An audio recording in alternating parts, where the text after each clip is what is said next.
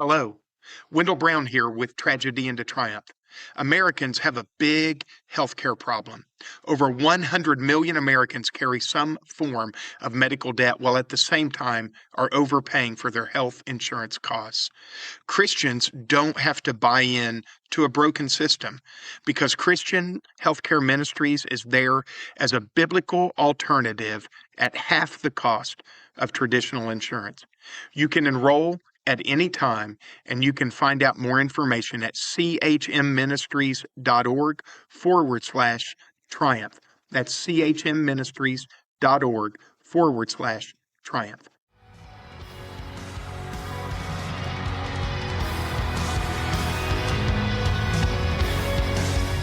Hey, everybody, welcome to another edition of the Tragedy into Triumph podcast. And today we are going to focus on three different types of struggles that we all face in our lives. I know sometimes we talk about specific things like adversity or depression or addiction and many other types of tragedies that we're going to face in our lives. Today, we're going to look at three overarching themes in an effort to help us know how to respond to them, because we believe here at Tragedy into Triumph that God is the one who gives us the strength to overcome.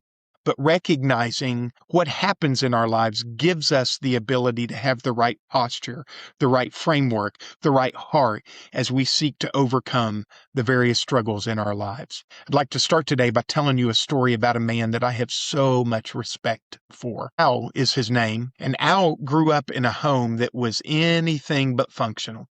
His father drank and was abusive both mentally and physically.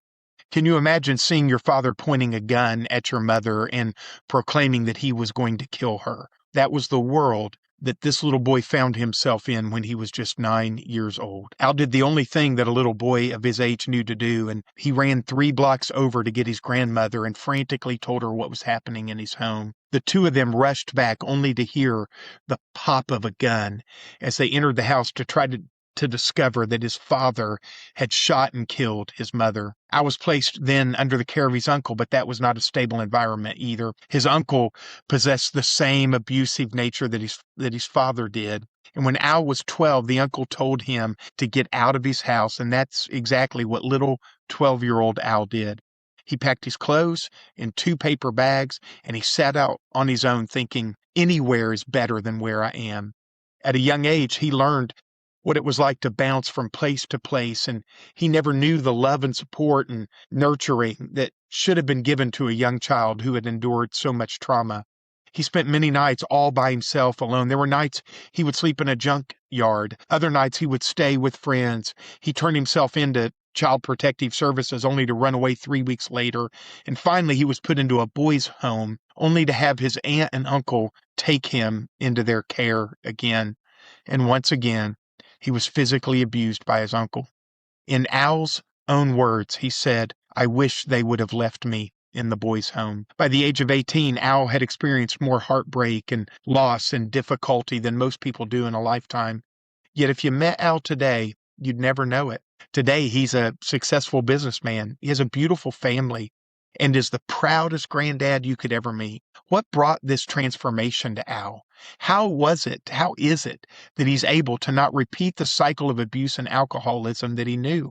What internal change prevented him from ending up like his uncle and instead being one of the kindest men you could ever meet? Those are great questions, and I hope today that we'll gain some understanding for these answers.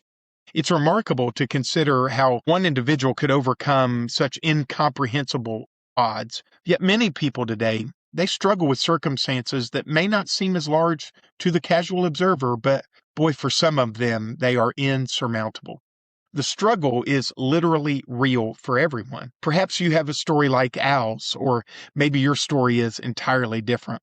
Every person on earth faces adversity at some point, and some may face, obviously, more than others. Everyone, though, is going to struggle with something. Adversity is different for each of us, but the severity, its exact effect, it's all dependent on how each person processes their experience. I think it's something for each of us to remember that when we meet someone who is angry or bitter or shy or overconfident or fill it in, I think it's important to remember that everybody's got a story and everybody has struggled with something. I'd like to remind us that overcoming is important, and identifying the struggle, I think, can help us determine the most appropriate response for whatever struggle we're going to go through. So listen, don't go to sleep on me yet, because I think identifying the struggle can help us determine a response. But I promise we're gonna kind of get through this today,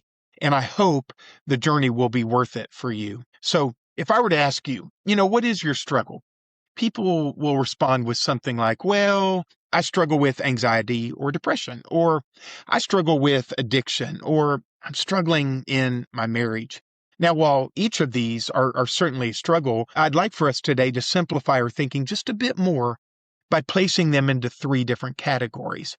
And these three different categories, I think they need to be identified in our lives. The first category comes from circumstances, places, and actions against us that are out of our control. And we're going to call this struggle receptive struggle. What is receptive struggle? Super glad you asked. Receptive struggle is similar to what Al experienced. Al didn't ask to be born into the family he was born into. He had no control over his violent and alcoholic father. He couldn't change where he grew up, or he couldn't change what happened to him. He couldn't protect his mother. The trouble in Al's life was literally thrust on him by the decisions and the struggles of others. Receptive struggle is difficult to overcome because of one simple but extremely challenging question. And that question is why? The question hangs in the air like an indictment, like a legal charge. How you answer it affects your life forever. Why did this happen to me? Why would someone do this to me? Why didn't they stop this? Why didn't they see what it was doing? You didn't cause it. You couldn't change it. And yet here you are receiving the brunt of someone else's struggle. Receptive struggle can be so damaging to our own sense of value and worth because most of the time, not always, but most of the time, it is those closest to us that hurt us. It's not fair to you, but it's yours nonetheless.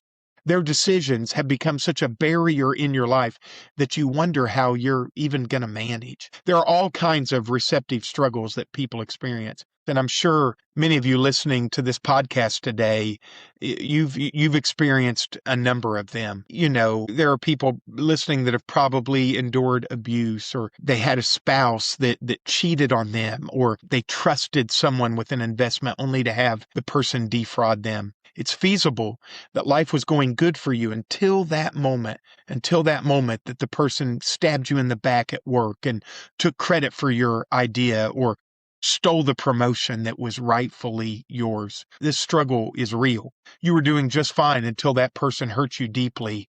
There are countless examples, but they all have one thing in common. Receptive struggle kind of forces us into a defensive position as others hurt us. And in the process, it erodes our confidence, challenging the core of our being. It has a taxing effect on what we believe about ourselves and the things that we believe about others. Along with the why questions come the what ifs. It's at this point where I think we can start to believe that we are responsible for whatever happened to us. What if and it's not true, but it's part of the what ifs. What if I had responded differently? What if I had avoided that conversation? What if I were not in their life? Maybe they would be happier. Fill in the blank. Make no mistake, though, you are not responsible. This happened to you. You didn't create it. And receptive struggle is like the gift you didn't want that keeps on giving. It can be overcome, but that requires retraining our heart and mind in what we believe and how we process their struggles. I wish it were the only struggle. I wish. Hey, but it's not. The next one is responsible struggle. Now, in this one, in responsible struggle, there is no one to blame but you. You're the one. You're the one responsible for the circumstances in your life. You took the first drag of that cigarette and now you're addicted to nicotine. You gave into that pressure and you can't seem to get through the day without it. You compromised and decided it was worth the risk. And now you are unhappy and you've been divorced 3 times. You decided your car didn't need an oil change for 100,000 miles, and well, lo and behold, you need a new engine. You committed the crime, and now it's your responsibility to do the time. That is what a responsible struggle is. Now, responsible struggle usually begins with one small compromise, which leads to increasingly larger ones over time. Each compromise gets easier and easier and easier the more we settle. And one day we wake up and we look at our situation, we wonder, how on earth did I even get here? Our compromises become easier over time because responsible struggle leads to low self-esteem. We start to believe a narrative that goes something like this: because I have done whatever it is, no one will respect me. I've made so many awful decisions and I'm a horrible person, so it doesn't matter if I do this too. I've already failed so miserably. Who cares at this point? Responsible struggle can be overcome. However, our toughest critic is our own voice, and that voice, I'm sad to say, lives rent-free in our head. The greatest barrier to overcoming responsible struggle is to own our guilt. Additionally, the wreckage it leaves behind is a constant reminder of our failure, which speaks repeatedly to us. You did this. No one's ever going to trust you again. You really messed up this time. They're never going to believe you again. Wait until everyone finds out about this. They will never ask you to participate again. These statements become oft repeated phrases in our head, like the tune of a song that never leaves our mind. And responsible struggle places us in a position of doubt as the value we had is eroded by the decisions that we've made. It's interesting. Again, I wish that this were our last struggle, but there's still one more. That final struggle is reactive struggle. Now, these reactive struggle, these are the ones in which you are forced to react. They seem to have no reason. They catch you off guard because they feel random or a part of the cycle of life that affects us all. What is so unique about a reactive struggle is that they just happen. There's no one to blame. They are simply the result of living on planet Earth. That deer that runs out in front of us from nowhere on the interstate. The tree that falls and hits the corner of our home in a storm. The traffic jam on the way to work when we are already running behind. The phone call that a close friend has passed away unexpectedly. The news in the doctor's office at your yearly checkup that sadly brings you to your knees. In all these cases, you are the recipient of a struggle that you didn't produce. This was not a trial brought about by someone else either. You're forced to react to an external event, an external circumstance that simply just happened to you. And you cannot pinpoint a reason for it. When reactive struggle finds us, it's important to remember that every person on the face of the earth, they have to endure reactive struggles. They're going to happen to all of us. They're actually part of normal life. The danger, though, with reactive struggle is the damage it can inflict on our attitude or on the other people in our lives. The stress it can cause.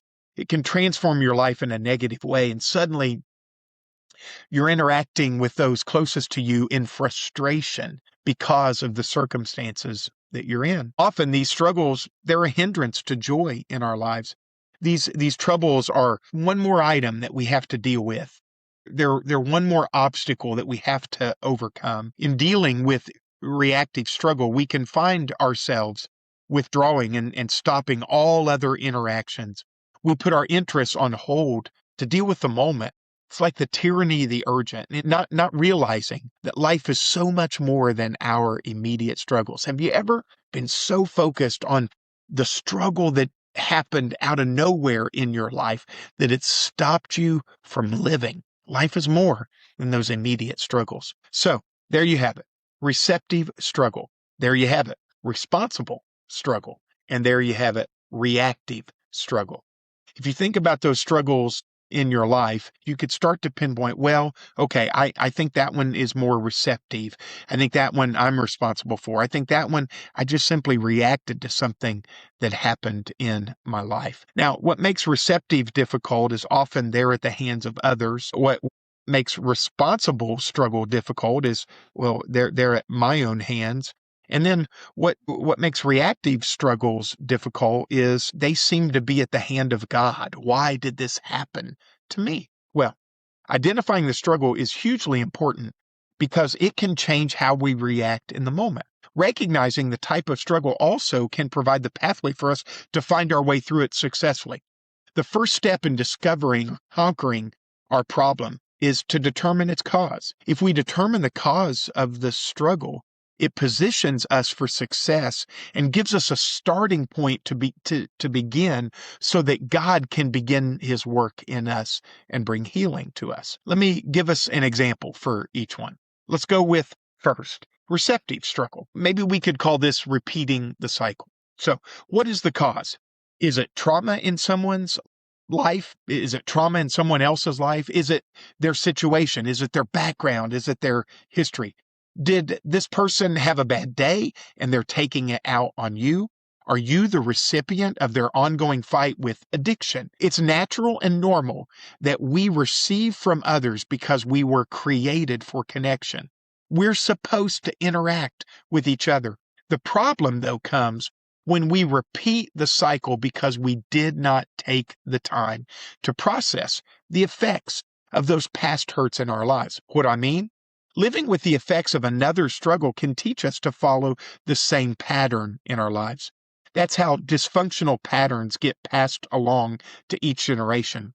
If we left it unresolved, it will be far too easy to default to the behaviors that have been modeled for us. It is vitally important for us to recognize the cause of the struggle that we're in so that we do not make that problem our own. Let me say that again. It's vitally important for us to recognize the cause of the struggle that we're in so that we do not make that problem our own. If we do not recognize the source, we will be quick to repeat whatever the struggle is in our lives. Understanding that a problem originates in someone else provides a way for us to stop the behavior before we repeat it. So here's a quick example from my own life. I was having a terrible week, and I mean like a terrible week. Life at this point was pretty difficult for me, and I was working a lot at this time in my life.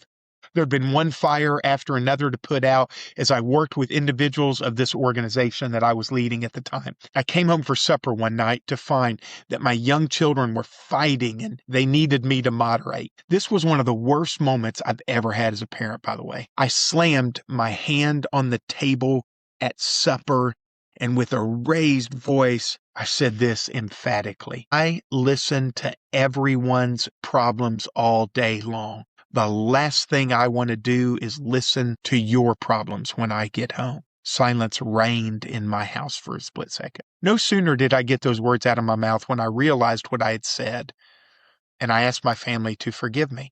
Now, what happened? My problems at work were so great that they immediately caused a struggle for my family, a receptive struggle. The difficulty I was dealing with during the day had nothing to do with what was happening in the 5 minutes that I'd been home. Nothing to do with it.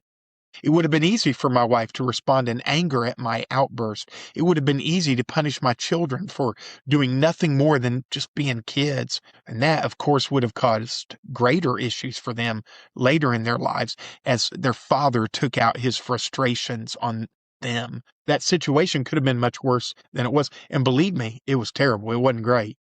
But recognizing what I was doing caused me to ask my family for forgiveness. I spent so much time of my life processing struggles. Even so, I was not immune to them. You know, none of us ever are. My wife, Tammy, realizing the source of my stress, she did not repeat the cycle. She didn't raise her voice. And I'm so thankful that the situation did not escalate. And I'm so thankful the Lord showed me that I was causing a receptive struggle for the members of my family. That's one example. Here's the next one, the responsible struggle. We'll call this one choices have consequences. Now, we're all free moral agents. God made you that way. It's important to remember. The next one is responsible struggle. We'll call this one choices have consequences.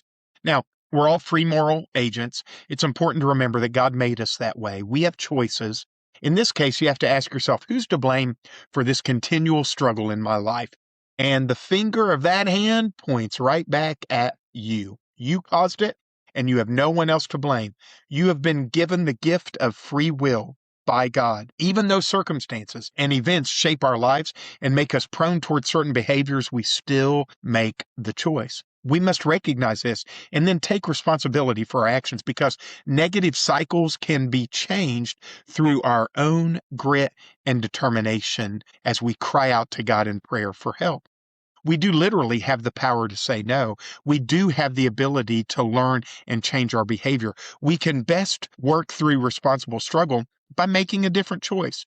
For example, if you struggle with gambling and you're tempted every day when you pass a casino on your way home from work, make a different choice. Find another route. Let me say it this way. Make a different choice. Find another route home that avoids the casino.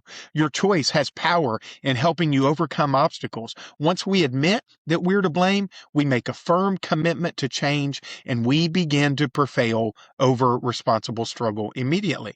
This can be extremely difficult to do, but when it is hard to choose differently, those closest to us can help and hold us accountable. More importantly, when we are weak, there is strength available from God if we ask Him. In fact, the Word says that God's strength is made perfect in our weakest moment. So interesting for us to consider that in our responsible struggle, the very thing that has created the struggle in our life, the poor choice, is the very thing, now the good choice or the right choice, is the very thing that can draw us out.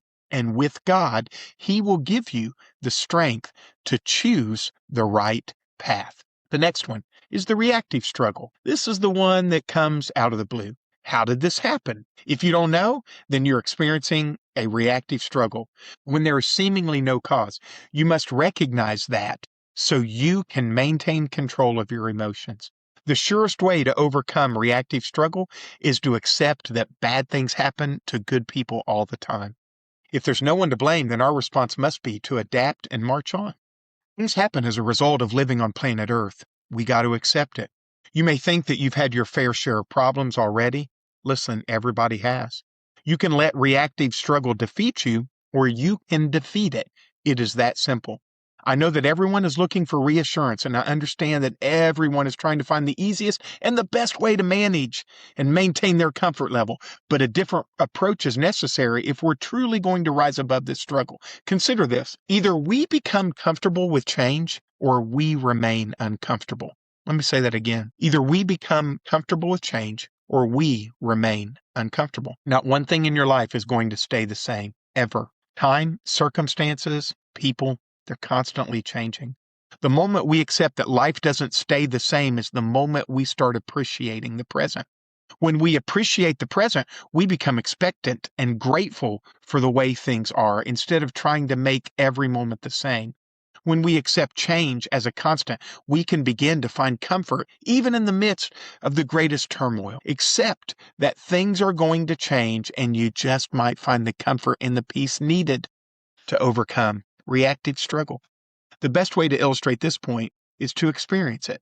Try this. At your next gathering with family or friends, make the conscious decision to be in the moment. Put your phone down.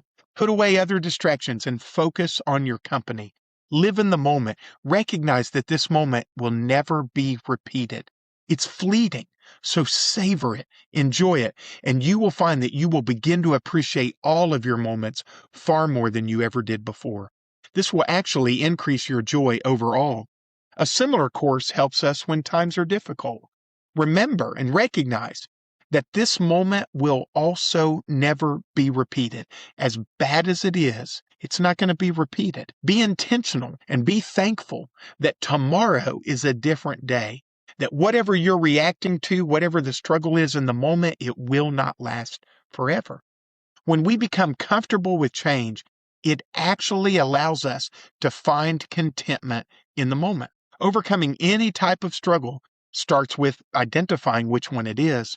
This allows us to process how we need to respond, but that's just the beginning. There's so much more to discover. We also need to make sure that we are true on who we are and what we believe. And I want to close our time together today by telling you that each one of you were made by God. If you have a relationship with Him, you have the power of the Spirit living in you, and that Spirit gives you the ability to be an overcomer. God didn't create you to be a victim of this world. He created you and saved you and empowered you through His Spirit to be a victor, not a victim. So, if you feel like a victim of the world today and you're a believer, remember Jesus is living inside of you. There is always hope because of Him. If you don't have hope today, if you're not a believer today, and maybe you're in one of those struggles, you're in a receptive struggle or a responsible struggle or a reactive struggle. Maybe you're in the thick of it. You're wondering how tomorrow is going to be any better. Let me give you some encouragement today that with Jesus, again, there is hope. All you need to do is ask Jesus into your heart, ask Him into your life, and you can start to see hope, a light in the tunnel of whatever the struggle is. You can see hope on the horizon. I want to encourage you to walk towards the hope that's only found in Jesus Christ. The Word says that if you lack wisdom, He will give it generously. So as you live your life day after day, continue to ask Jesus for wisdom, and He'll give it generously to you, and He will help you overcome any struggle that you can face in this life. I hope these struggles have been beneficial for you today as we've kind of defined what each one of them are. And I hope that each one of you has the strength and the power through Christ to overcome whatever adversity comes your way. God bless each of you. I'm in your corner. I pray for this audience. I want you to experience the fullness of Christ. And listen, if you ever have anything you want to say, boy, drop a note in the comments on our socials, certainly here on YouTube, or even certainly you can email me directly at info@tragedyintotriumph.com. That's info@tragedyintotriumph.com. God bless each of you. Thank you.